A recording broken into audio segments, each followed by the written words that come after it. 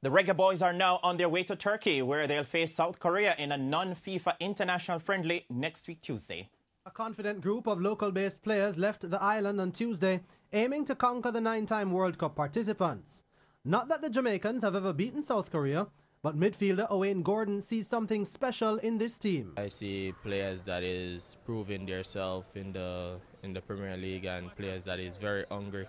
So I think it's a great opportunity and a challenge for them as well to proving themselves that it's not just on the local terms, it's professional and international football stage as well. And not even the off-the-field issues surrounding the coaches and their contracts is expected to be a hindrance to the team. They have their role to play, we have our role to play, and whatever phases that the coaching staff and the management staff have, it's a total difference to the players, because we know our job, and our job is go out there and represent and do our best. So whatever happens outside of that, we have no control of and don't have no responsibility for that.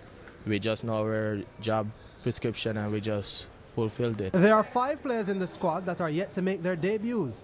Among them are Javon East, Malik Foster and Sean Laws. East leads all scorers in the Premier League and would love to carry over his form into the game against South Korea if given a chance. Yes, that's definitely why I'm here, to put in the work and do what the coach said to do.